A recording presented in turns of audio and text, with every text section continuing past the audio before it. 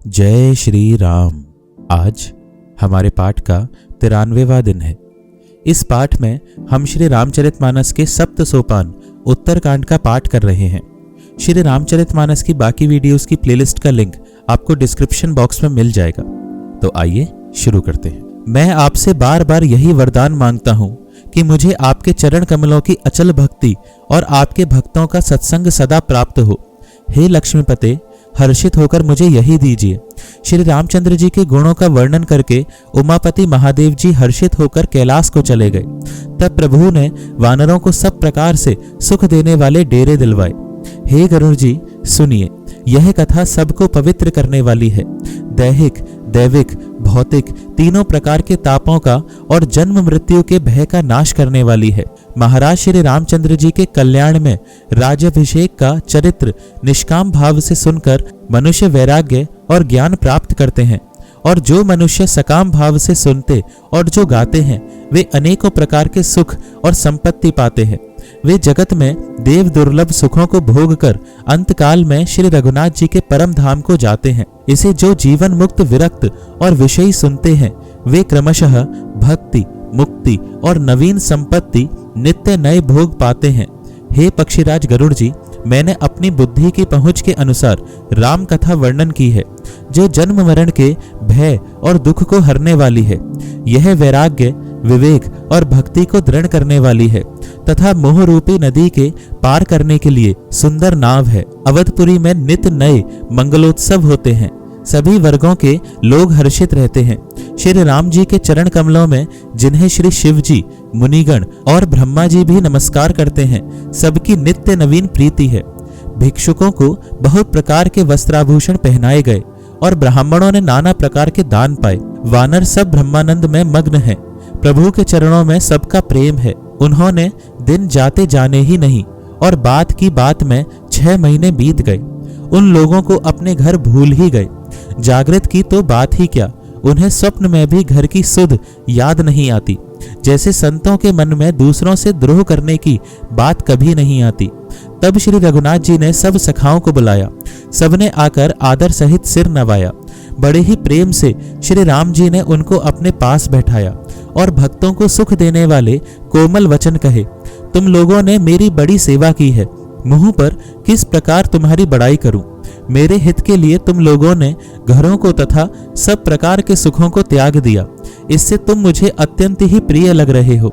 छोटे भाई, राज्य, संपत्ति, जानकी, अपना शरीर, घर, कुटुंब और मित्र, ये सभी मुझे प्रिय हैं, परंतु तुम्हारे समान नहीं।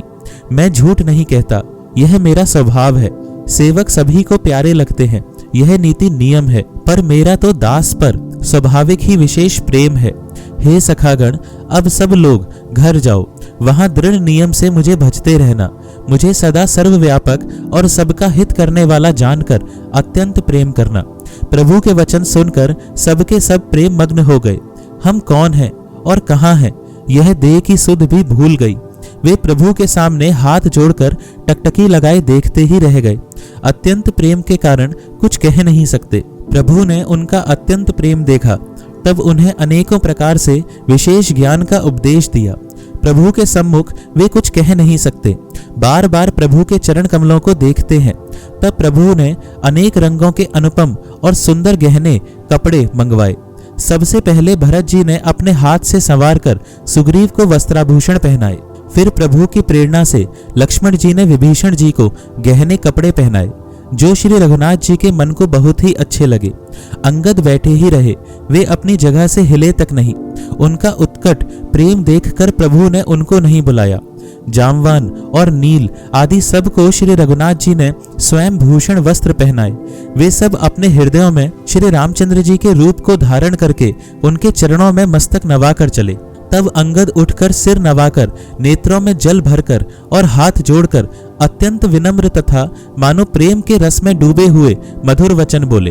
हे सर्वज्ञ, हे कृपा और सुख के समुद्र, हे दीनों पर दया करने वाले, हे आर्तों के बंधु, सुनिए।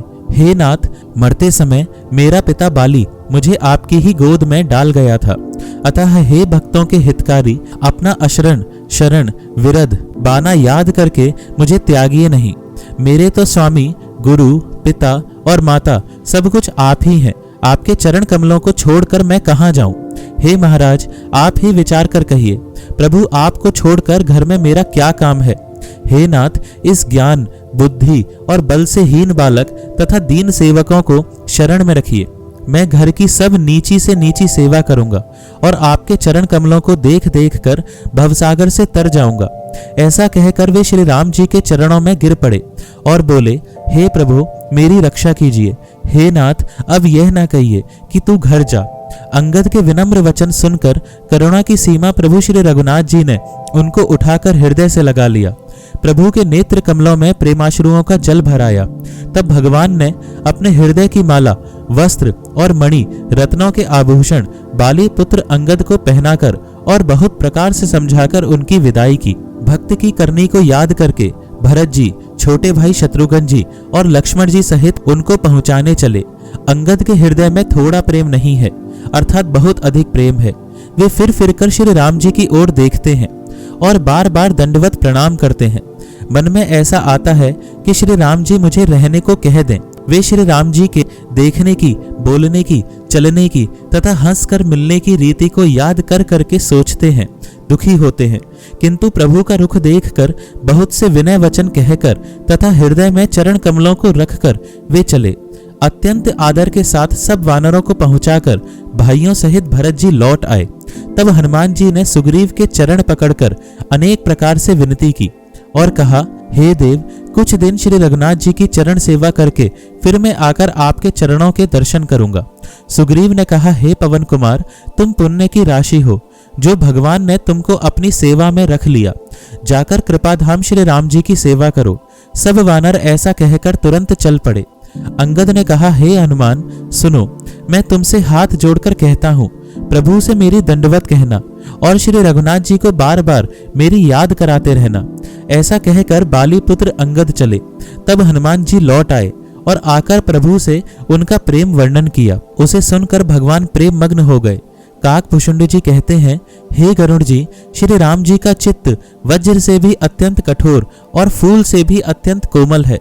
तब कहिए वे किसकी समझ में आ सकता है। फिर कृपालु श्री राम जी ने निषाद राज को बुला लिया और उसे भूषण, वस्त्र प्रसाद में दिए।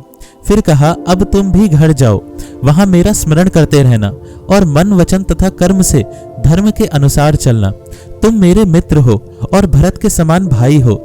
अयोध्या में सदा आते जाते रहना। यह वचन सुनते ही उसको भारी सुख उत्पन्न हुआ।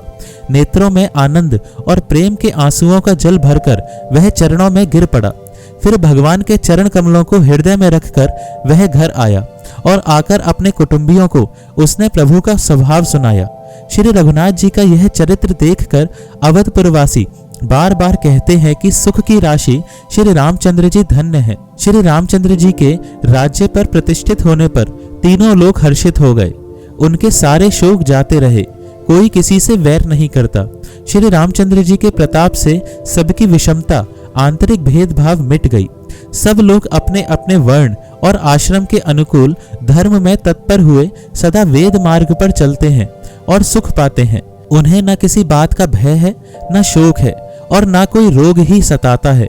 राम राज्य में दैहिक, दैविक और भौतिक ताप किसी को नहीं व्यापते। सब मनुष्य परस्पर प्रेम करते हैं और वेदों में बताई हुई नीति मर्यादा में तत्पर रहकर अपने अपने धर्म का पालन करते हैं। धर्म अपने चारों चरणों सत्य, शौच, दया और दान से जगत में परिपूर्ण हो रहा है। स्वप्न में भी कहीं पाप नहीं है। पुरुष और स्त्री सभी राम भक्ति के परायण हैं और सभी परम गति मोक्ष के अधिकारी हैं। छोटी अवस्था में मृत्यु नहीं होती, न किसी को कोई पीड़ा होती है। सभी के शरीर सुंदर और निरोग हैं। न कोई दरिद्र है, न दुखी है और न दीन ही है। न कोई मूर्ख है और न शुभ लक्षणों से हीन ही है। सभी दंभ रहित हैं, धर्म परायण हैं और पुण्यात्मा हैं। पुरुष और स्त्री सभी चतुर और गुणवान हैं। सभी गुणों का आदर करने वाले और पंडित हैं तथा सभी ज्ञानी हैं। सभी कृतज्ञ, दूसरे के किए हुए उपकार को मानने वाले हैं। कपट, चतुराई, धूर्तता किसी में नहीं है। काकभूषुंड जी कहते हैं, हे पक्षीराज गरुड़ जी, सुनिए, श्री राम के राज्य में जड़, चेतन, सारे जगत में काल, कर्म, स्वभाव और गुणों से उत्पन्न हुए दुख किसी को भी नहीं होते। अर्थात इनके बंधन में कोई नहीं है। अयोध्या में श्री रघुनाथ जी 7 समुद्रों की मेखला करधनी वाली पृथ्वी के एकमात्र राजा हैं, जिनके एक एक रोम में अनेकों ब्रह्मांड हैं। उनके लिए 7 द्वीपों की यह प्रभुता कुछ अधिक नहीं है, बल्कि प्रभु की उस महिमा को समझ लेने पर तो यह कहने में कि वे 7 समुद्रों से घिरी हुई सप्तद्वीपमयी पृथ्वी के एक छत्र सम्राट हैं, उनकी बड़ी हीनता होती है।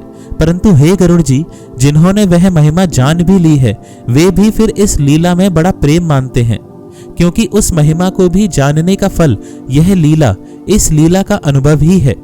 इंद्रियों का दमन करने वाले श्रेष्ठ महामुनि ऐसा कहते हैं। राम राज्य की सुख संपत्ति का वर्णन शेष जी और सरस्वती जी भी नहीं कर सकते।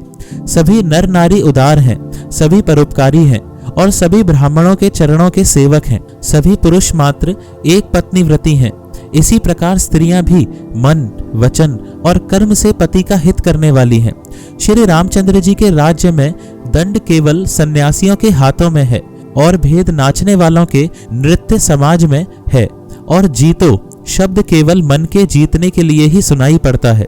अर्थात राजनीति में शत्रुओं को जीतने तथा चोर डाकुओं आदि को दमन करने के लिए साम, दान, दंड और भेद, ये 4 उपाय किए जाते हैं। राम राज्य में कोई शत्रु है ही नहीं, इसलिए जीतो शब्द केवल मन के जीतने के लिए ही कहा जाता है। कोई अपराध करता ही नहीं, इसलिए दंड किसी को नहीं होता। दंड शब्द केवल सन्यासियों के हाथ में रहने वाले दंड के लिए ही रह गया है, तथा सभी अनुकूल होने के कारण भेद नीति की आवश्यकता ही नहीं रह गई। भेद शब्द केवल सुर ताल के भेद के लिए ही कामों में आता है। वनों में वृक्ष सदा फूलते और फलते हैं। हाथी और सिंह वैर भूलकर एक साथ रहते हैं। पक्षी और पशु सभी ने स्वाभाविक वैर भुलाकर आपस में प्रेम बढ़ा लिया है। पक्षी कूजते, मीठी बोली बोलते हैं। भांति भांति के पशुओं के समूह वन में निर्भय विचरते और आनंद करते हैं। शीतल, मंद, सुगंधित पवन चलता रहता है। भौरे पुष्पों का रस लेकर चलते हुए गुंजार करते जाते हैं। बेलें और वृक्ष मांगने से ही मधु मकरंद टपका देते हैं। गौएं मनचाहा दूध देती हैं। धरती सदा खेती से भरी रहती है। त्रेता में सतयुग की करनी स्थिति हो गई। समस्त जगत के आत्मा भगवान को जगत का राजा जानकर पर्वतों ने अनेक प्रकार की मणियों की खानें प्रकट कर दी। सब नदियां श्रेष्ठ, शीतल, निर्मल और सुखप्रद स्वादिष्ट जल बहने लगी। समुद्र अपनी मर्यादा में रहते हैं। वे लहरों के द्वारा किनारों पर रत्न डाल देते हैं, जिन्हें मनुष्य पा जाते हैं। सब तालाब कमलों से परिपूर्ण हैं। 10 दिशाओं के विभाग अर्थात सभी प्रदेश अत्यंत प्रसन्न है। श्री रामचंद्र जी के राज्य में चंद्रमा अपनी अमृतमयी किरणों से पृथ्वी को पूर्ण कर देते हैं। सूर्य उतना ही तपते हैं जितने की आवश्यकता होती है, और मेघ मांगने से जब जहां जितना चाहिए उतना ही जल देते हैं। प्रभु श्री रामचंद्र जी ने करोड़ों अश्वमेध यज्ञ किए और ब्राह्मणों को अनेकों दान दिए। श्री रामचंद्र जी वेद मार्ग के पालने वाले, धर्म की धुरी को धारण करने वाले, प्रकृति जन्य सत्व, रज और तम तीनों गुणों से अतीत और भोगों ऐश्वर्य में इंद्र के समान है। शोभा की खान, सुशील और विनम्र सीता जी सदा पति के अनुकूल रहती हैं। वे कृपा सागर श्री राम जी की प्रभुता महिमा को जानती हैं और मन लगाकर उनके चरण कमलों की सेवा करती हैं। यद्यपि घर में बहुत से अपार दास और दासियां हैं और वे सभी सेवा की विधि में कुशल हैं, तथापि स्वामी की सेवा का महत्व जानने वाली श्री सीता जी घर की सब सेवा अपने ही हाथों से करती हैं और श्री रामचंद्र जी की आज्ञा का अनुसरण करती हैं। कृपा सागर श्री रामचंद्र जी जिस प्रकार से सुख मानते हैं, श्री जी वही करती हैं, क्योंकि वे सेवा की विधि को जानने वाली हैं। घर में कौशल्या आदि सभी सासुओं की सीता जी सेवा करती हैं। उन्हें किसी बात का अभिमान और मद नहीं है।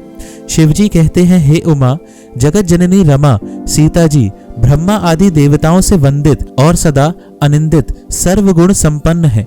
देवता जिनका कृपा कटाक्ष चाहते हैं, परंतु वे उनकी ओर देखती भी नहीं। वे ही लक्ष्मी जी, जानकी जी अपने महामहिम स्वभाव को छोड़कर श्री रामचंद्र जी के चरणारविंद में प्रीति करती हैं। सब भाई अनुकूल रहकर उनकी सेवा करते हैं। श्री राम जी के चरणों में उनकी अत्यंत अधिक प्रीति है। वे सदा प्रभु का मुखारविंद ही देखते रहते हैं कि कृपालु श्री राम जी कभी हमें कुछ सेवा करने को कहें। श्री रामचंद्र जी भी भाइयों पर प्रेम करते हैं और उन्हें नाना प्रकार की नीतियां सिखलाते हैं। नगर के लोग हर्षित रहते हैं और सब प्रकार के देव दुर्लभ देवताओं को भी कठिनता से प्राप्त होने योग्य भोग भोगते हैं। वे दिन रात ब्रह्मा जी को मनाते रहते हैं और उनसे श्री रघुवीर के चरणों में प्रीति चाहते हैं। सीता जी के लव और कुश ये 2 पुत्र उत्पन्न हुए जिनका वेद पुराणों ने वर्णन किया है। आज बस इतना ही पाठ। आइए थोड़ा नाम जप करते हैं। राम राम राम राम राम राम राम राम राम राम राम राम राम राम राम। जय श्री राम।